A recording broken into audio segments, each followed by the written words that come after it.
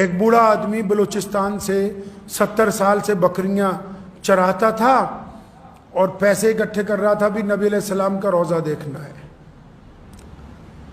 تو پیسے اتنے نہیں ہوئے تو اس سال اس کو خیال آیا, ابھی اسی سال ساری بکریاں ہی بیچ دی. جھونپڑی میں رہتا تھا تو پیسے اکٹھے ہو گئے, ویزا لگوایا عمرے کے لیے.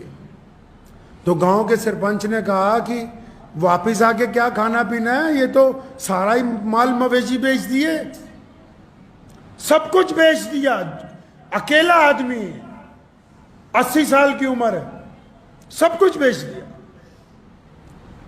اب مکہ مکرمہ پہنچا, عمرہ کیا, تو جب پیارے نبی صلی اللہ علیہ وسلم کے روضہ مبارک پہ پہنچا تو آپ صلی اللہ علیہ وسلم کے حضور سلام پیش کیا. تو وہاں مدینہ منورہ میں کوئی عرب بیٹھا ہوا تھا. جب اس نے دیکھا تو 80 سال کا بندہ ہے, سر پر رومال ڈالا ہوا اور اپنے گاؤں کا روایتی لباس آبا پہنا ہوا ہے. یہ آپ کا قصہ سنا رہا ہوں آپ کو میں.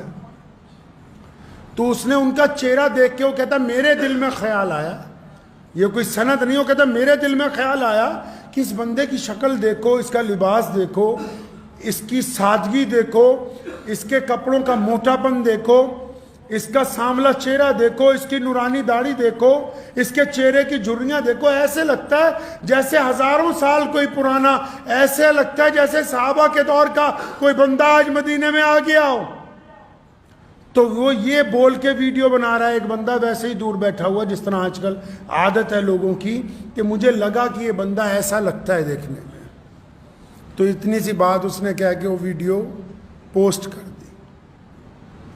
24 گھنٹے میں 57 اسلامی ملکوں میں اس ویڈیو نے اتنا ٹرینڈ کیا, مطلب اتنی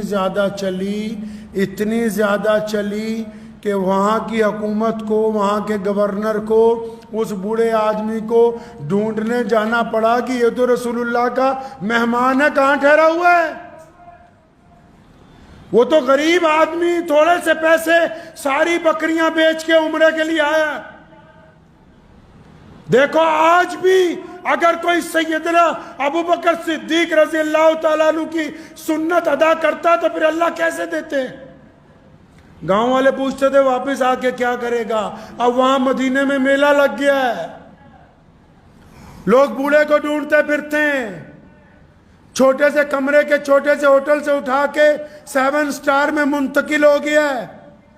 شہزادے آ رہے ہیں ملنے کے لیے, زندگی کا خرچ بھی ہو گیا. جب چلا گھر کو واپس تو اپنے گاؤں کے ایئرپورٹ پہ بھی ہزاروں لوگ کھڑے کہ وہ آ رہا ہے جس کو رسول اللہ صلی اللہ علیہ وسلم نے اپنی نسبت سے عزت دی ہے.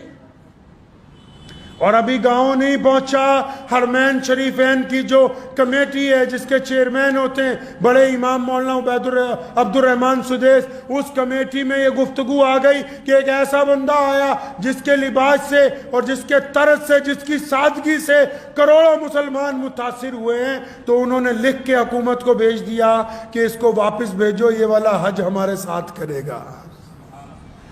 آج بھی